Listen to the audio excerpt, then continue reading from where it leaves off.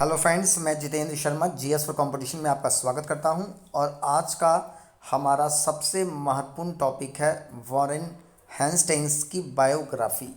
हम Warren Hastings की biography के बारे में पढ़ने जा रहे हैं। फ्रेंड्स, इस टॉपिक से हमेशा आपके एग्ज़ाम में क्वेश्चन पूछे जाते हैं। जनरल नॉलेज के पॉइंट ऑफ व्यू से भी सबसे महत्वपूर्ण है। वीडियो को लास्ट तक ज़रूर देखिए, क्योंकि इसी से आपकी एक म्यूचुअल अंडरस्टैंडिंग क्रिएट होगी। चलिए फ्रेंड्स, स्टार्ट करते हैं हम। वॉरेन हेस्टिंग्स ने इतिहास में ऐसा क्या कर दिया जिससे इतिहास की तस्वीर बदल गई। अतः इसकी पूरी बायोग्राफी और इसके वर्क को एज ए एग्जाम के पॉइंट ऑफ व्यू से समझते हुए आगे बढ़ेंगे।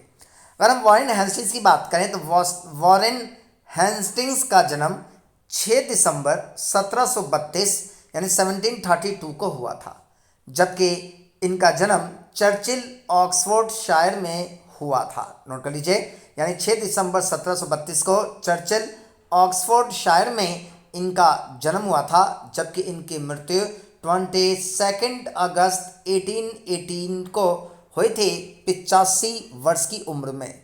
इनकी मृत्यु डेल्सफोर्ड ग्लूसेस्टरशायर में इनकी मृत्यु हुई थी, जबकि इनकी राष्ट्रीयता पूरी तरह से ब्रिटिश थी। चलिए friends, basic knowledge I hope मिल गया हो। अब आगे बढ़ते हैं इनकी बायोग्राफी के साथ साथ इनके वर्क और इनके कार्यों के संदर्भ में।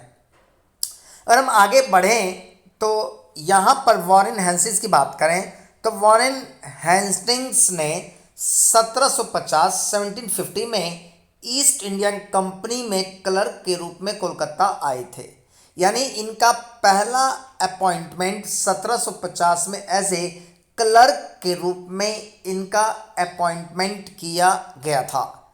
आगे चलकर 1772 में बंगाल के गवर्नर बने और 1773 में रेगुलेटिंग एक्ट के माध्यम से इन्हें बंगाल का गवर्नर जनरल बनाया गया। यानी ये बंगाल के पहले गवर्नर जनरल थे अकॉर्डिंग टू रेगुलेटिंग एक्ट 1773। ये बार बार आपसे एग्जाम में पूछा भी जाता है। साथ साथ में इन्हीं के टाइम पीरियड में 1774 में सर्वोच्च न्यायालय की स्थापना यानी सुप्रीम कोर्ट का फॉर्मेशन कलकत्ता में किया गया था। ये इनके कार्यों में सबसे महत्वपूर्ण है। जबकि इन्हीं के टाइम पीरियड में ड्यूअल सिस्टम दोहरी प्रणाली को समाप्त कर दिया गया। यानी नवाब का शासन और कंपनी का शासन, जो ड्यूअल सिस्टम चला आ रहा था, इसको समाप्त करने में वॉरेन हेस्टिंग्स का सबसे इम्पॉर्टेंट रोल माना जाता है। अतः इस स्लाइड में हमने ये समझ लिया कि अपॉइंटमेंट क्लर्क के रूप में हुआ था 1772 में बंगाल के गवर्नर, 1773 में रेगुलेटिंग एक्ट के तहत इन्हें बंगाल का गवर्नर जनरल बनाया गया, जबकि 1774 में इन्हीं के टाइम पीरियड में कलकत्ता में सुप्रीम कोर्ट की स्थापना हुई थी, जबकि इन्होंने ही द्वैध सिस्टम ड्यूअल सिस्टम को समाप्त करने में अपनी भूमिका निभाई थी। आगे बढ़ते हैं।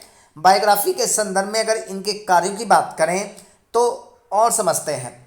इन्हीं के टाइम पीरियड में चार्ल्स विल्किंसन, नोट कर लीजिए, चार्ल्स विल्किंसन द्वारा गीता का पहला अंग्रेजी अनुवाद किया गया था। इन्हीं ने 1784 इन्हीं के टाइम पीरियड में 1784 में विलियम जोन्स ने एशियाटिक सोसाइटी ऑफ बंगाल की स्थापना वॉरेन हेस्टिंग्स के साथ मिलकर की थी। यानी दो सबसे महत्वपूर्ण काम।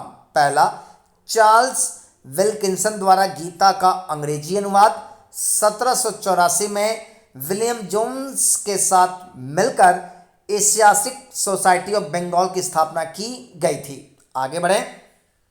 वॉरेन हेस्टिंग्स ने पूरे बंगाल को जिलों में विभाजित किया था और कलेक्टरों और अन्य राजस्व अधिकारियों की नियुक्ति की थी।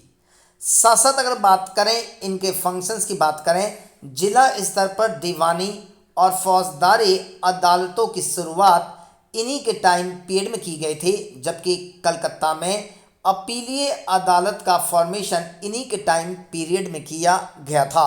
ये सारे के सारे पॉइंट से डायरेक्ट आपके एग्जाम में क्वेश्चन पूछे जाते हैं। आगे बढ़ते हैं। अगर आगे हम देखें तो वॉरेन हेस्टिंग्स के टाइम पीरियड में हिंदू और मुस्लिम कानूनों को फिर से परिभाषित किया गया था। संस्कृत में कोड का अनुवाद 1776 में जेंटू कानून के कोड के शीर्षक के तहत करवाया था। साथ साथ में इन्हीं के टाइम पीरियड में फर्स्ट एंग्लो मराठा वॉर हुआ था, जिसमें मराठों की विजय हुई थी और साल बाई की संधि वॉरेन हेस्टिंग्स और नाना फर्नांडिस के बीच में की गई थी। ये युद्ध अपने इतिहास में सबसे महत्वपूर्ण माना जाता है, जिसमें मराठे विजयी हुए थे और वॉरेन हेस्टिंग्स और नाना फर्नांडिस के बीच में साल बाई की संधि से ये युद्ध समाप्त किया गया था। आगे इसी वॉरेन हेस्टिंग्स पर नंद किशोर की फांसी को लेकर के 1775 में 1785 में महाभियोग लगाया गया था, जिस पर 1788 से 1795 तक सुनवाई हुई थी और अंततः वॉरेन हेस्टिंग्स को सारे आरोपों से मुक्त कर दिया गया था। अगर देखा जाए तो ये एक ऐसी प्रतिभा थी जिसने ब्रिटिश की नींव को भारत में मजबूत करने में सबसे महत्वपूर्ण भूमिका निभाई थी। फ्रेंड्स, आई होप कि मेरा ये छोटे से वीडियो से आपकी म्यूचुअल अंडरस्टैंडिंग परफेक्टली क्लियर हो गई हो। फ्रेंड्स, अगर आपने हमारे चैनल को सब्सक्राइब नहीं किया है तो चैनल को सब्सक्राइब कर लीजिए, बेल आइकन जरूर दबा दें, लाइक और शेयर करना बिल्कुल नहीं भूलें, क्योंकि अगर आप बेल आइकन और सब्सक्राइब करते हैं तो मॉडर्न हिस्ट्री के सारी बायोग्राफी जितने भी गवर्नर जनरल और वायसराय आए हैं, एक एक करके सारे के सारे नोट्स आपको मिलते जाएंगे। चलिए फ्रेंड्स, आई होप कि आपकी म्यूचुअल अंडरस्टैंडिंग बन गई हो। Thank you and take care.